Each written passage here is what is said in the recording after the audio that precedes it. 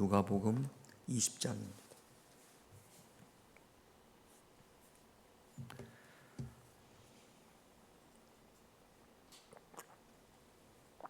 누가복음 20장 19절에서 26절. 제가 한 절, 여러분들이 한 절 그렇게 교독합니다. 서기관들과 대제사장들이 예수의 이 비유는 자기들을 가리켜 말씀하신 줄 알고 즉시 잡고자 하되 백성을 두려워하더라.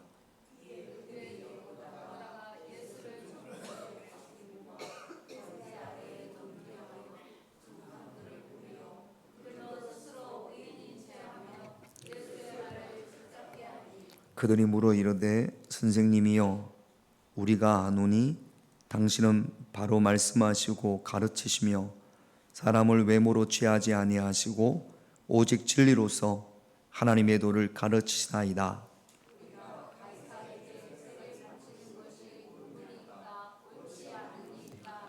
예수께서 그 관계를 아시고 이르시되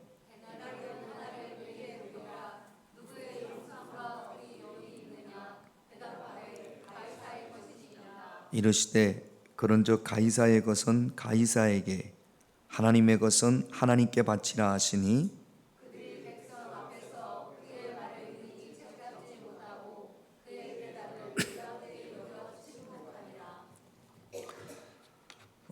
요즘 새벽 본문이 누가복음입니다. 이게 월요일날 아마 본문이었을 것 같습니다. 새벽 예수님을 이제 함정에 빠뜨리려고 로마에 세금을 내는 것이 옳으냐, 합당하냐, 예수님께 묻고 그 질문에 예수님께서 교회 안 다니는 사람들도 요런 예수님이 하신 요 문장을 많이 이렇게 표현하는 경우들이 많이 있습니다. 가이사의 것은 가이사에게, 하나님의 것은 하나님에게. 지금 유대인들이 예수님을 함정에 빠뜨리기 위해서 이 질문을 한 것에 대한 배경이 있습니다.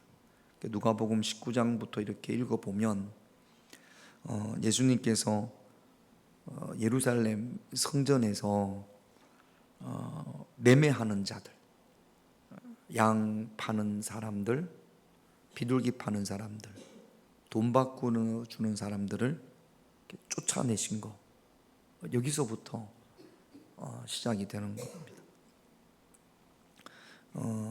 예루살렘 성전은 예수님 때도 그 이스라엘 밖에서 사는 유대인들, 디아스포라라고 합니다. 그들이 예루살렘에 번제를 드리기 위해서 먼 곳에서 찾아왔습니다. 그 먼 곳에서 자기들이 하나님 앞에 드릴 양을 가져올 수 없으니까 성전 안에서 양을 구입을 했습니다. 그리고 또 성전에 들어가려면 누구든지 성전세라는 것을 내야 했습니다. 근데 그 성전세는 그 당시 로마 돈은 데나리온인데 데라니온으로 받지 않고 세겔로 받았어요. 그러니까 혹시 여러분들이 이제 지난주에 미국에서 아기가 왔잖아요. 미국은 우리나라 돈을 안 쓰고 달러를 쓰죠. 달러로 헌금하면 안 되는 거지. 달러로 헌금을 못하게 하는 거죠. 그러니까 로마 돈으로는 성전에서 성전세를 낼 수 없고 그 당시에 유대인들이 썼던 세겔로만 받았습니다. 그러니까 먼 곳에서 온 사람들은, 이스라엘 밖에 외국에서 온 유대인들은 세겔이 있어요, 없어요? 그러니까 환전을 했어야 됐습니다. 환전을 하는 사람은 이문을 남깁니까, 안 남깁니까? 이문을 남기죠. 양을 파는 사람들도 이문을 남길까요, 안 남길까요? 이문을 남깁니다. 비둘기도 마찬가지고. 그러니까 하나님의 성전이 좀 더 비싸게 팔려고 하고 좀 더 싸게 살려고 하고, 그리고 양 파는 곳이 한 군데만 있지는 않았을 것 같아요. 그러니까 호객행위도 있고, 하나님 앞에 기도해야 될 성전이 그냥 장사꾼들로 그런 소리로 시끄러웠던 모양입니다. 누가복음 19장 45절 46절을 볼까요? 같이 있습니다. 성전에 들어가서 장사하는 자들을 내쫓으며 그들에게 이르시되 기록된 바 내 집은 기도하는 집이 되리라 하였거늘 너희는 강도의 소굴을 만들었도다. 강도의 소굴이 속고 속이고 흥정하고 몰래 또 가로채기도 하고, 하나님의 성전이 이렇게 강도의 소굴이 되어졌습니다. 예수님은 하나님의 성전은 내 집은 기도하는 집이 되리라. 하나님의 성전은, 교회는 기도하는 곳이 되어져야 합니다. 지난주도 제가 주일날 예배 전에 잠깐 말씀을 드렸잖아요. 이렇게 오면 기도를 합니다. 이렇게 음악이 틀어놓으면 이제 기도하라고 준비합니다. 근데 오랜만에 교회에서 만나서 반가워서 막 인사를 이렇게 하다 보면, 아이고 권사님 오셨네, 오랜만이네. 그러면 저 뒤에 사는 이야기가, 기도하는 사람이, 자 보세요, 기도를 하는데 아이고 하늘이 왔네 그러면 기도가 돼요? 아니면 그 소리가 귀가 이만해져요? 이만해지지. 누가 왔나 보다. 그 방해가 되는 겁니다. 그러니까 다른 사람이 기도하는데 방해가 되지 않게 소리를 어떻게? 쏘곤.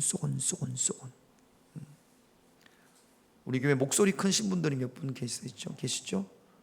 우리 대표적으로 우리 전도사님, 제가 전도사님한테 몇 번 말씀을 드렸어요. 작게 이야기하라고. 작게 기도하는데 작게 이야기하라고. 근데 또 하다 보면 또 이렇게 그렇게 되는 모양입니다. 그래서 다른 분들이 기도할 수 있게 방해가 되지 않게, 내 집은 기도하는 집이라 그렇게 되어 있으니까. 그리고 주일날 가능하면 여기 교회 와서 마음 상하는 일이, 서로에게 마음 상하는 일이 생기지 않도록 조심할 필요가 있습니다. 근데 그것 때문에 기도가 안 되면 안 되니까, 그러니까 좋은 말, 선한 말, 특별히 주일날은 하려고 노력하시고, 그게 잘 안 되면 말씀을 안 하시는 게 좋겠죠. 그래서 기도하러 왔는데 한마디 말 때문에 마음 상해서 기도가 안 되면 안 되니까, 그러니까 예수님께서 내 집은 기도하는 집이라. 아니 생각보다 양을 비싸게 주고 샀어요. 그럼 기도가 되겠어요? 안 되겠어요? 그리고 또 뭐 환전을 하다가 싸게 달라, 뭐 비싸게 달라, 더 달라 하다가 막 싸웠어요. 대판 싸웠어. 양 사고 비둘기 사고 환전하다가 기도가 또 안 될 거 아니에요. 그래서 예수님께서 장사하는 사람들을 다 쫓아냈습니다. 그런데 이 장사하는 사람들이 이문을 남기면, 그러면 그 이문 남긴 걸 가지고 성전 맡은 자들, 대제사장, 레위인, 이런 사람들한테 이렇게 줬던 모양입니다. 그러니까 뒷돈이 들어온 거죠. 성전에 장사하는 사람이 많으면 많을수록 뭐 후원금 그렇게 해가지고 냈겠죠. 그거 누가 가지겠습니까? 성전을 관리하는 사람들. 그러니까 예수님이 이렇게 쫓아보내면 누가 손해를 보는 거예요? 장사람도 사람도 손해를 보겠지만 그 뒷돈 들어오는 거, 그거 짭짤했을 텐데 이게 못 받으니까 예수님이 믿겠습니까? 안 믿겠습니까? 그래서 이렇게 하는 거죠. 누가복음 19장 47절 48절 같이 있습니다. 예수께서 날마다 성전에서 가르치시니 대제사장들과 서기관들과 백성의 지도자들이 그를 죽이려 꾀하여 백성이 다 그에게 귀를 기울여 들으므로 어찌할 방도를, 이게 안 되겠어요. 예수 그냥 두면 안 되겠어요. 그래가지고 죽이려고 합니다. 그런데 예수님을 따르는 사람들이 많아요. 그래서 또 이것도 안 돼요. 사람들이 예수님을 많이 따르니까 함부로 어떻게 할 수가 없습니다. 예수님께서 이 대제사장들, 서기관들, 뭐 바리새인들, 사두개인들, 이들입니다. 이들을 향해서 누가복음 우리가 읽은 본문 전에 보면 포도밭 포도밭 주인과 농부에 대한 비유를 말씀을 하세요. 그 비유의 말씀을 듣고 어떤 반응을 보이냐면 19절 볼게요. 오늘 읽었던 본문 19절. 19절만 같이 있습니다. 서기관들과 대제사장들이 예수의 이 비유는 자기들을 가리켜 말씀하신 줄 알고 즉시 잡고자 하되 백성을 두려워. 이게 저 말씀이 나에게 주는 말씀입니다.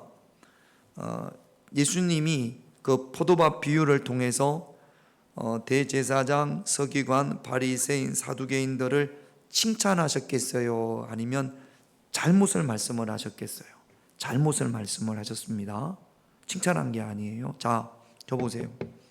예배 시간에 말씀이 때로 말씀이 들을 때 내 마음에 부담이 될 때가 있어요. 기분이 나빠. 말씀을 전하는데 목사님 설교를 들으면 기분이 나쁠 때가 있어요, 없어요? 여러분들은 없구나. 기분을 나쁠 때가, 상할 때가 있어요. 자, 그러면 목사님들이 말씀을 잘못 전하실 수도 있죠. 말씀을 잘못 전하실 수도 있어요. 그러나 여러분 꼭 그럴 때, 내 마음이 상할 때, 이 목사님 나보고 하라는 소리, 나보고 하는 소리 아니야? 그런 마음이 들 때가 있죠. 이게 또 좋은 의미로 할 수도 있어요.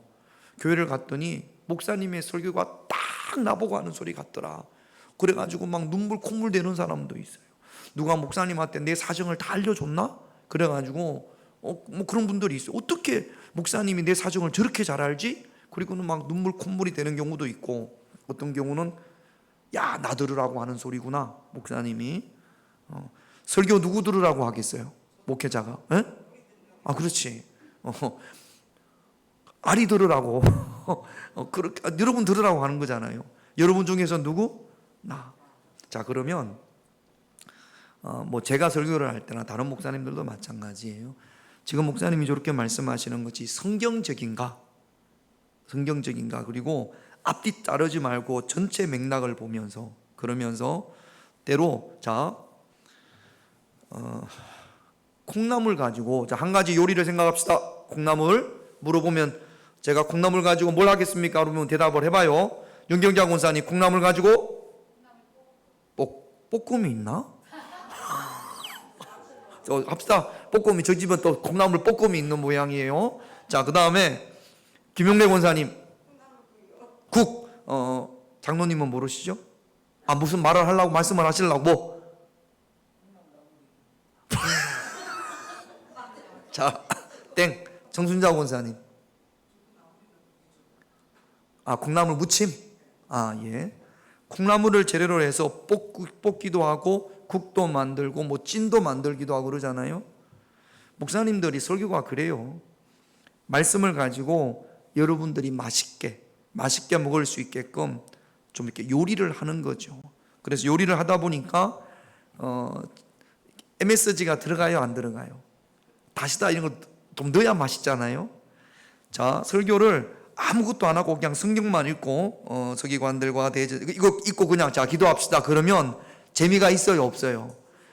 맛대가리가 하나도 없어. 콩나물만 씹어 먹으려고 하니까. 그러니까 거기에다가 마늘도 넣고 뭐 또 다시다도 넣고 뭐도 넣고 그래야지만 좀 맛이 나거든. 근데 그런 걸 너무 많이 넣으면 콩나물 맛이 사라질 수도 있으니까 너무 많이 넣으면 안 돼요. 그런데 어떤 요리를 먹으면서 목사님들이 요거 양념을 넣는데 콩나물은 생각 안 하고 다시다만 생각하면 이거는 잘못된 거죠. 그러니까 전체적인 맥락을 통해서 목사님이 요 말씀을 전하시는데 주제가 뭔지 그걸 살피시면 됩니다. 그런데 그 주제가 콩나물 무침에 콩나물이 전혀 없어요. 그럼 돼요, 안 돼요? 그럼 안 돼요. 콩나물 무침에는 주 재료가 뭐 해야 돼요? 콩나물 해야지.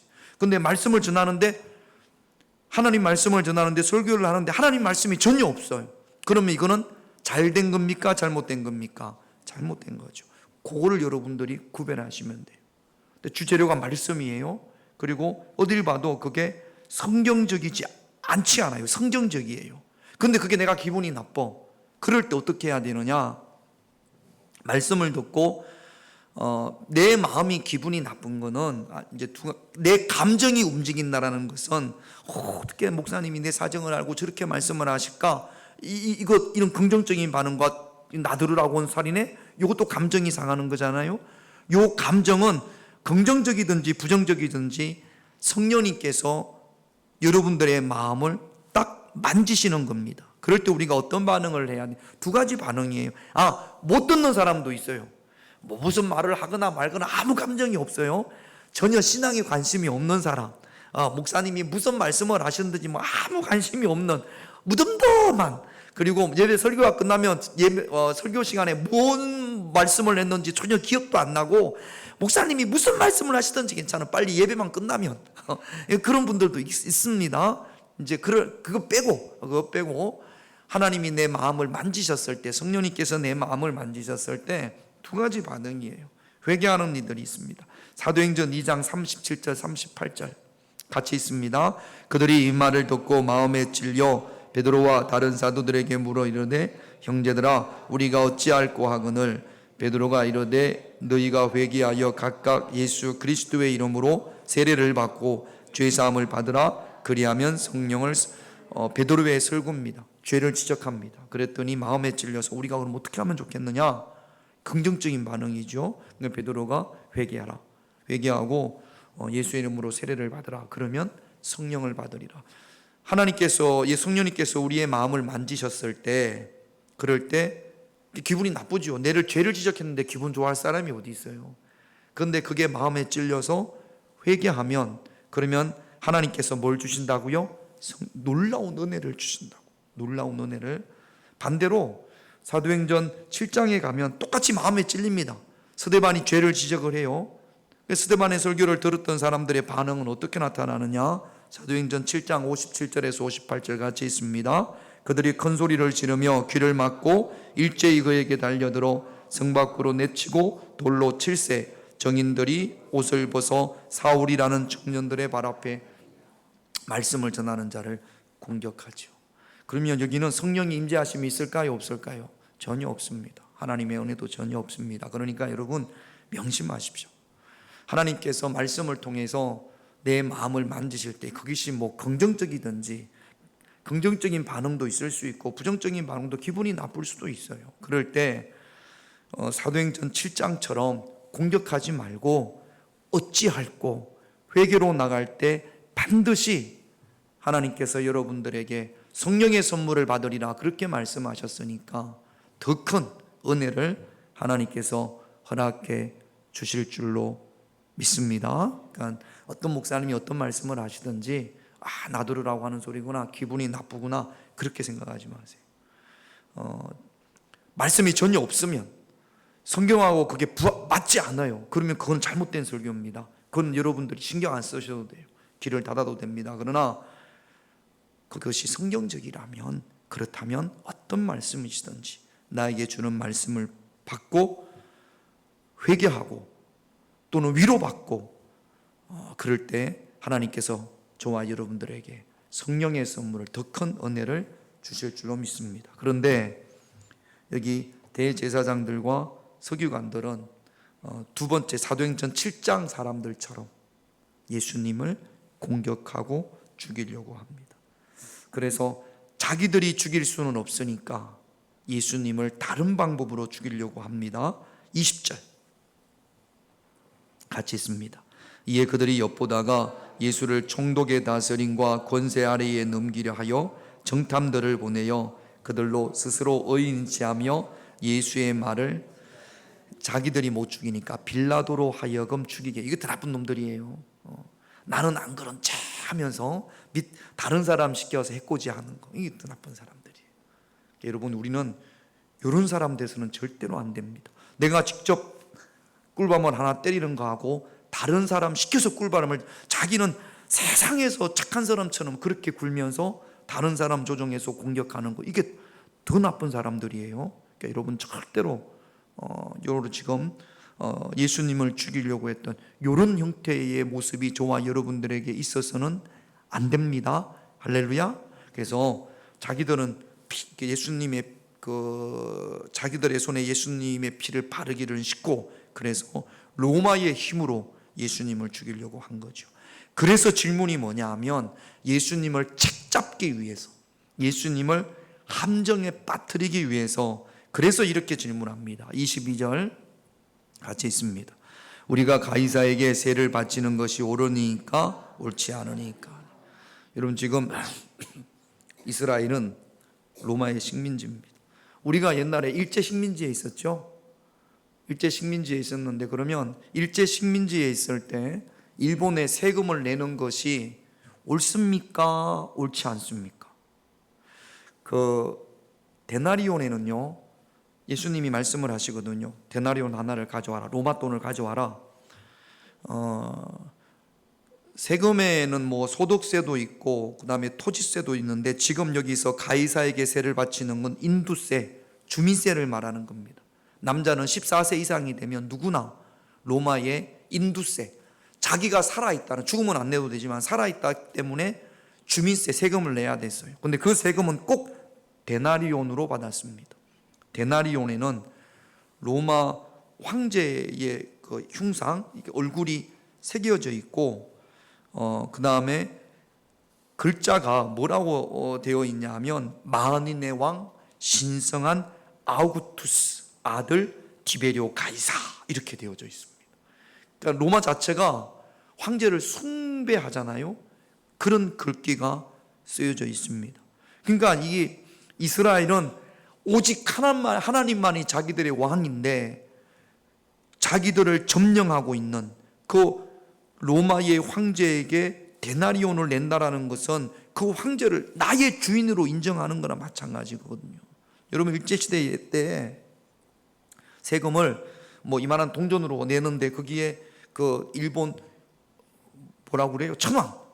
천황의 얼굴이 새겨져 있고, 마치 뭐 천황이 우리의 주인이다, 동전에 그렇게 새겨져 있습니다.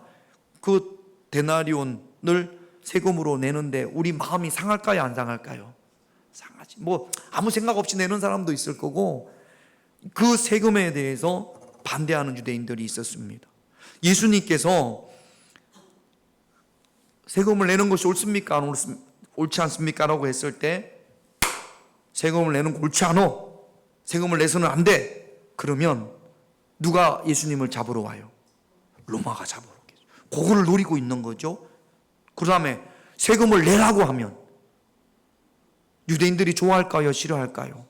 왜 세금을 걷는 세리들을 민족의 반역자라고 하냐면 세금을 내라고 하니까, 로마의 황제에게. 그러니까 이러지도 못하고 저러지도 못한, 어떤 대답을 할 수도 없는 그 궁지로 몰아가기 위해서, 참 나쁜 놈들도 머리가 좋아야 합니다. 어떻게 예수님한테 그런 질문을 만들어내서 이러지도 못하고 저러지도 못하는 그렇게 질문을 합니다.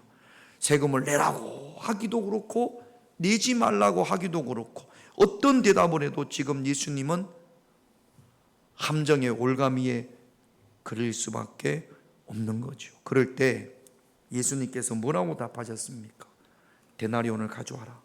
데나리온을, 로마의 세금을 내는 데나리온을 가져오니까 그 데나리온에 누구의 형상이 적혀 있다고요? 로마 황제를 가이사라고 해요. 가이사. 황제를 가이사라고 합니다. 가이사의 얼굴이 있어요.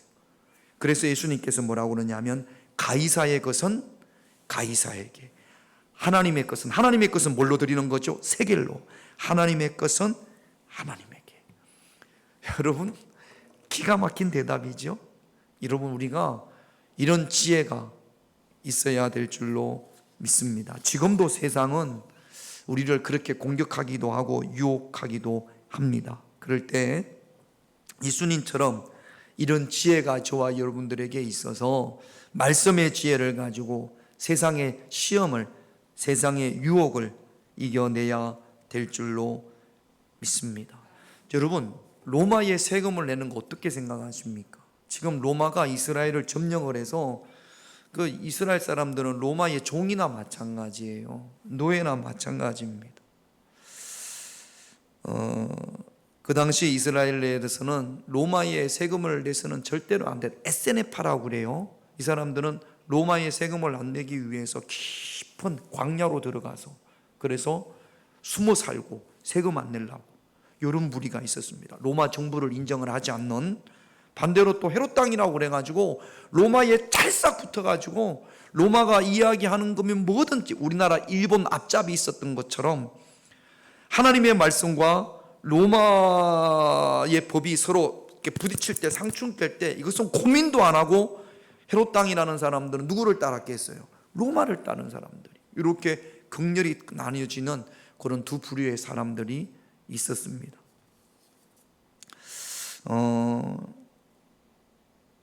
근데 예수님은요, 가이사의 것은 가이사에게, 하나님의 것은 하나님에게, 가이사의 통치를 지금 인정한 거죠. 가이사는 우상을 섬기는 사람이거든요. 하나님을 모르는 사람이에요. 그리고 자기를 신인 것처럼 막 숭배하라고 해요. 그런데 예수님은 가이사에 대해서 나쁘게 말씀하신 것이 성경에 마태, 마가, 누가, 요한 중에 가이사를 저주하거나 가이사를 악마라고 하거나 가이사의 말을 들어서는 안 된다고 하거나 이런 것이 하나도 없습니다. 가이사의 것은 가이사에게, 세상 나라의 통치자로 가이사를 인정한 거죠.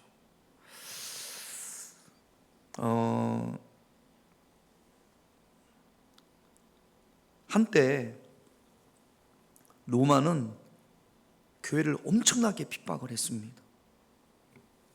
수많은 그리스도인들이 로마에 의해서 순교를 당합니다. 300년까지 로마가 기독교를 인정할 300년까지 수없이 많은 그리스도인들이 로마에 의해서 목숨을 잃습니다. 뭐 베드로, 바울 뭐 말할 것도 없죠. 그런데 교회사를 보면 한 번도 기독교인들이, 교회가 손에 칼과 창을 들고 로마를 대항한 적이 한 번도 없어요. 매를 때리면 맞고, 아니면 도망갔겠죠. 재산을 몰수하면 빼앗기고,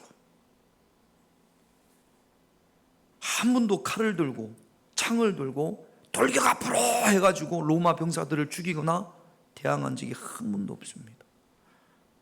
그게 교회 사람 말이죠. 예수님이 십자가에 달리시고 한 40년 뒤에 로마와 유대인들이 봉기를 일으켜서 더 이상 우리는 로마의 식민지로 살 수 없다 그래가지고 반란을 일으켰습니다. 그게 유대 전쟁이에요. 그게 기록이 잘 남아 있습니다. 그래서 로마에서 일개 군단을 보내가지고, 그래서 이스라엘이 촉토화됩니다. 예루살렘에서 끝까지 항거하고 그랬단 말이죠. 그런데 그때 유대인들은 로마와 싸웁니다. 창과 칼을 들고 반란을 일으켰단 말이죠. 로마로부터 독립하기 위해서. 우리는 더 이상 로마의 지배를 받을 수 없다 그래가지고. 그런데 기독교인들, 예수 믿는 사람들은 거기서 쏙 빠져나갔어요.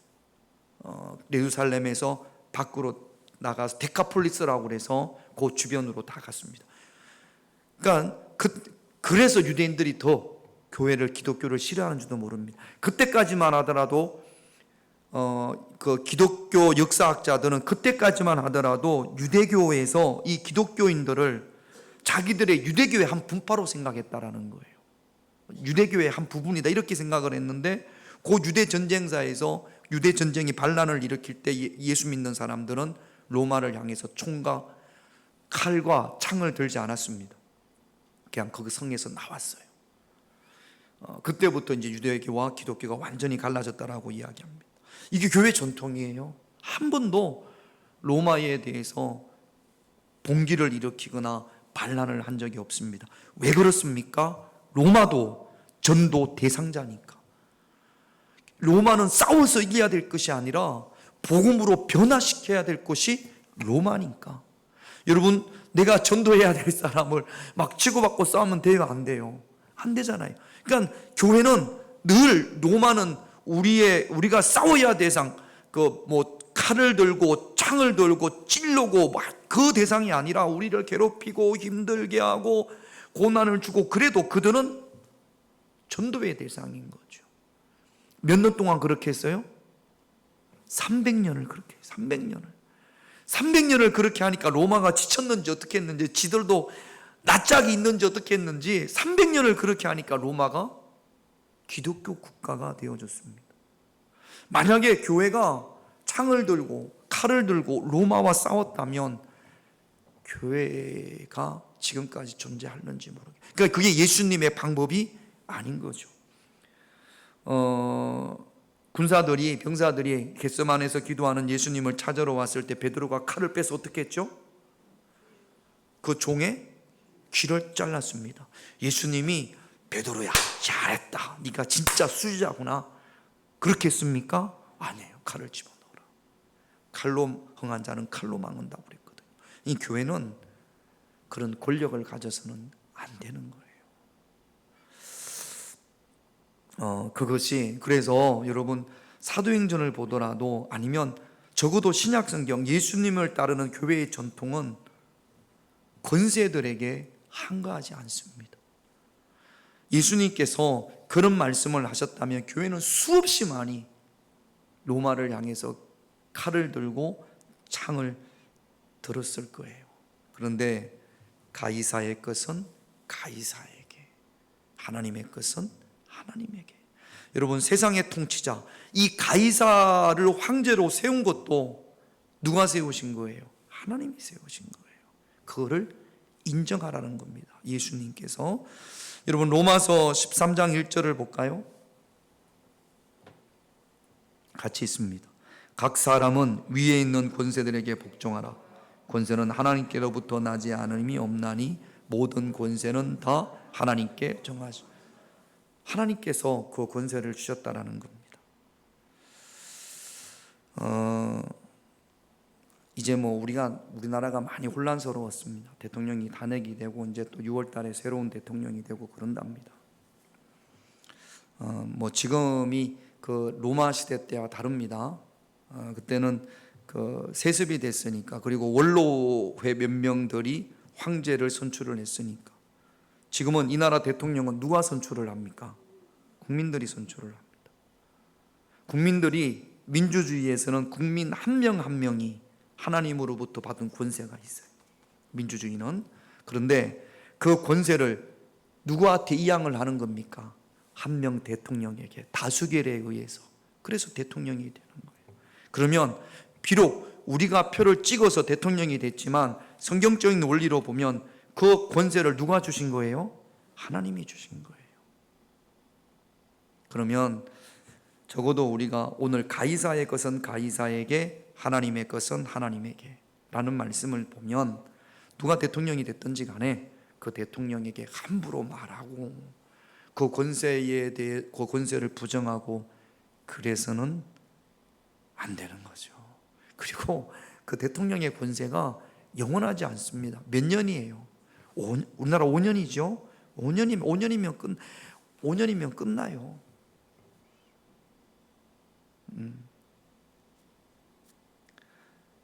위에서 기도해주고, 그리고 다음에는 좋은 지도자가 뽑힐 수 있도록 기도해주고, 또 주변에도 저분이 됐으면 좋은 지도자가 되기를 원한다 알릴 수 있어요. 그러나 민주주의에 의해서 대통령이 되면 한 표라도 더 받아도 대통령, 다음에 누가 대통령이 되든지 그 사람을 세운 분은 누구이니까?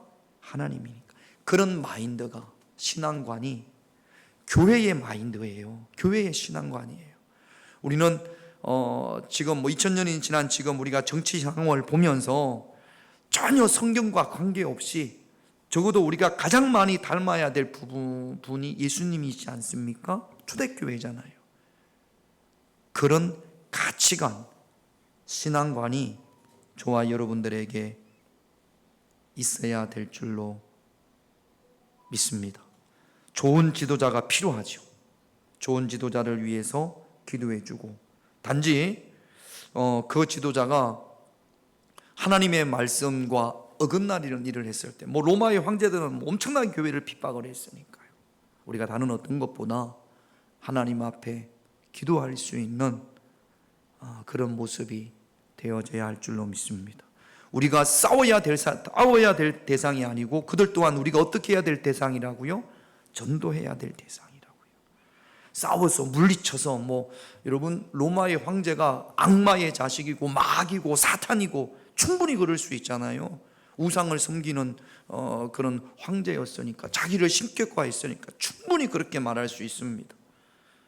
그런데 예수님은 그렇게 하지 않으시고 가이사의 것은 가이사에게, 하나님의 것은 하나님에게. 그 예수님의 말씀을 우리가 마음에 새기고 그 말씀으로 세상을 해석할 수 있는, 바라볼 수 있는 그런 저와 여러분들이 되셔야 될 줄로 믿습니다. 할렐루야. 그러니까 여러분 약속하십시다. 다음에 어떤 대통령이 6월달에 되든 6월달 어떤 대통령이 되든지 대통령으로 인정하고 잘할 수 있도록 기도해 주십시다. 할렐루야. 그래요.